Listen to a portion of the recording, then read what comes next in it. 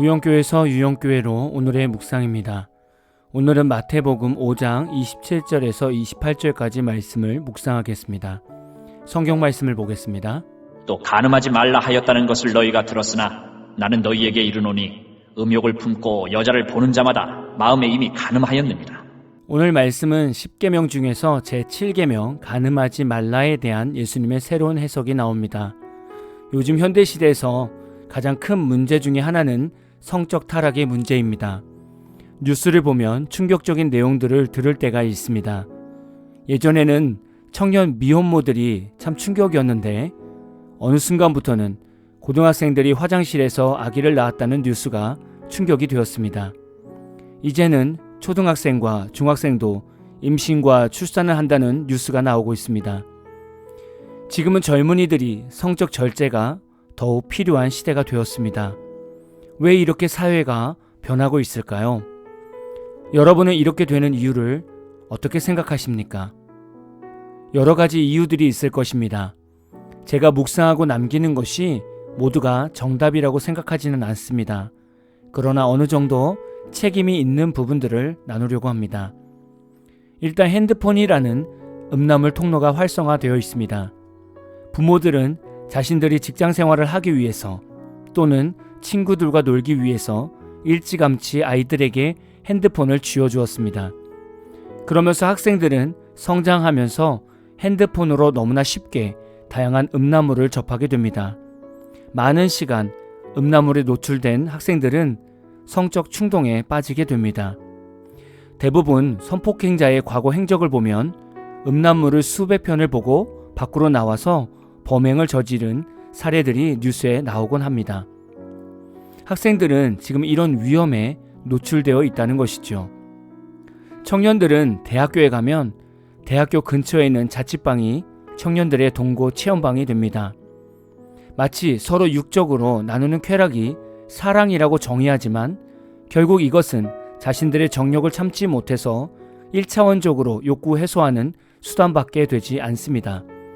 그리고 서로 실증이 나면 사랑이 식었다는 이유로 서로 헤어집니다.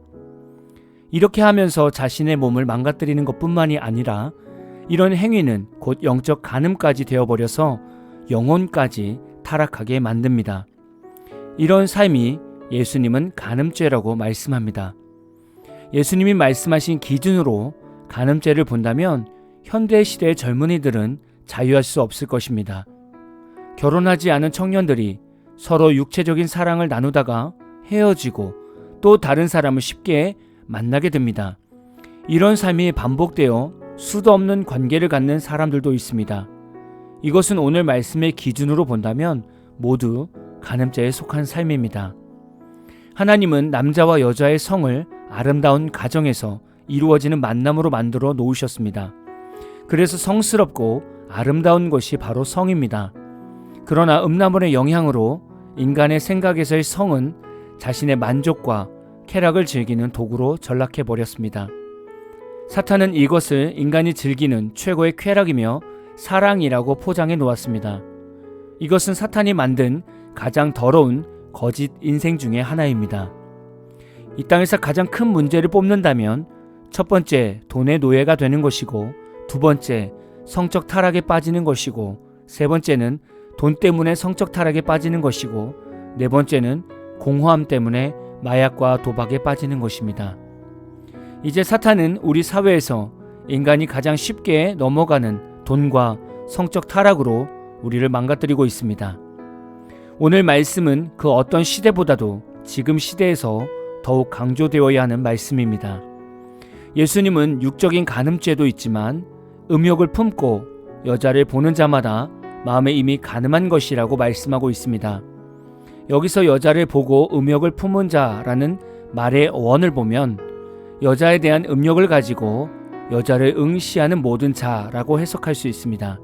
이 말은 본능적인 감정에 의하여 아름다운 여자에게 자연스럽게 눈길이 가는 정도가 아니라 성욕의 대상으로 삼고자 하는 적극적인 의도를 가지고 여자를 면밀하게 관찰하는 행동을 가리킵니다.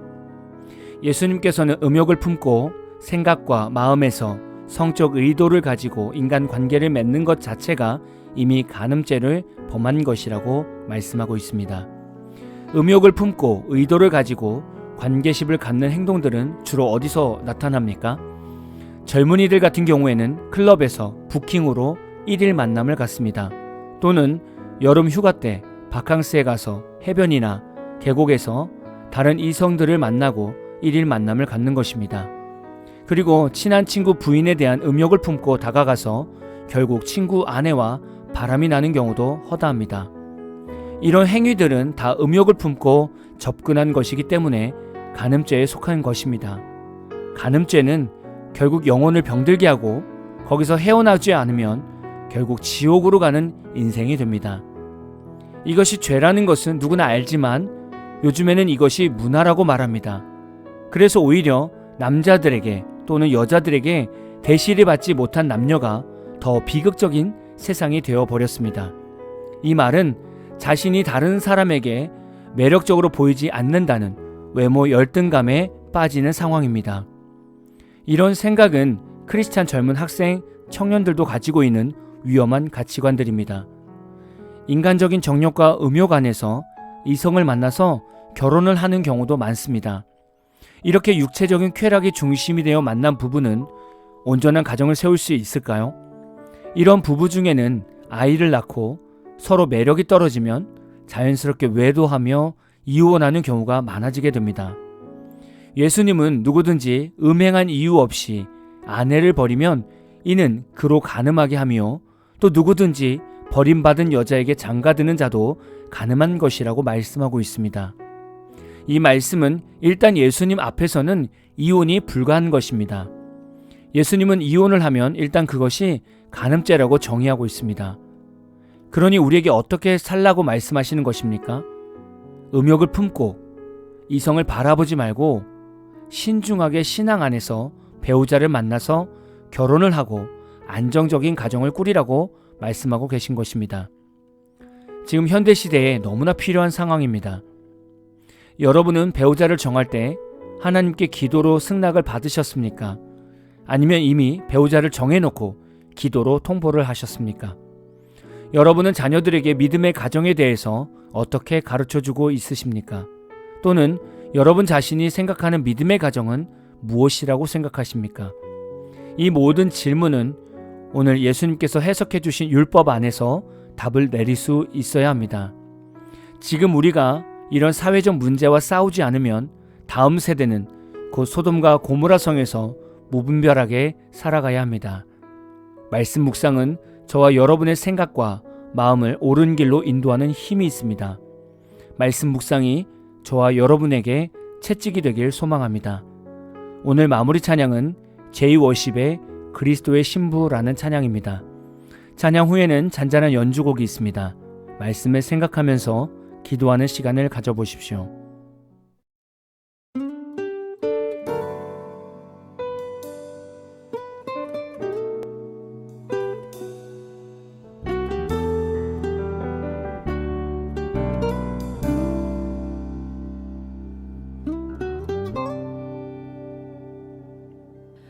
내 영혼이 사모하는 주님, 얼마나 사랑스럽고 아름다운지, 나의 몸과 내 마음까지도 모두가 당신 것입니다. 내 영혼이 사모하는 주님, 얼마나 사랑스럽고 아름다운지, 나의 몸과 내 마음까지도 모두가 당신 것입니다. 신부인 나는 늘 기다립니다. 신랑 예수가 돌아오기만을. 어느 땐가 얼굴과 얼굴을 맞대고 그의 곁에 돌아갈라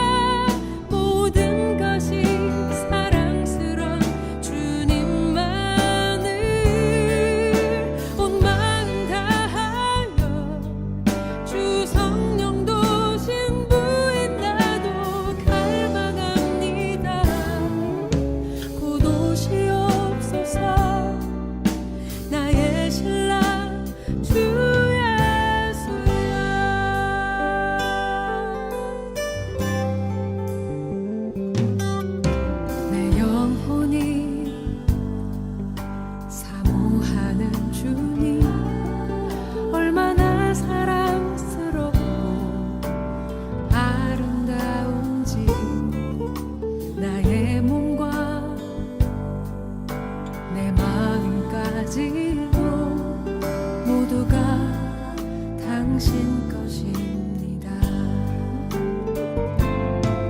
신부인 나는 늘 기다립니다. 신랑 예수가 돌아오기만은 어느 땐가 얼굴과 얼굴을 맞대고 그의 곁에 돌아갈 날을 당신만을 진정 사모합니다.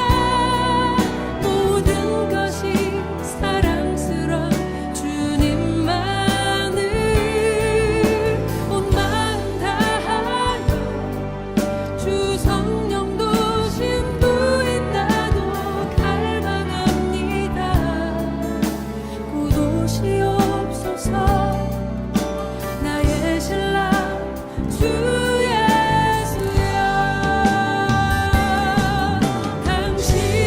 당신만을 진정 사모합니다. 모든 것이 사랑스러운 주님만을 온 마음 다하여 주 성령도 신부인 나도 갈망합니다. 곧 오시옵소서 나의 신랑 주 예수여. 당신만을 진정 사모합니다.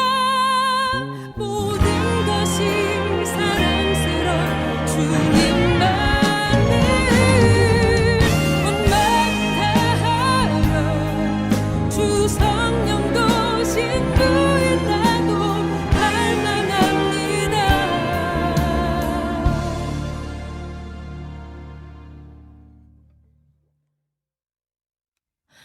곧 오시옵소서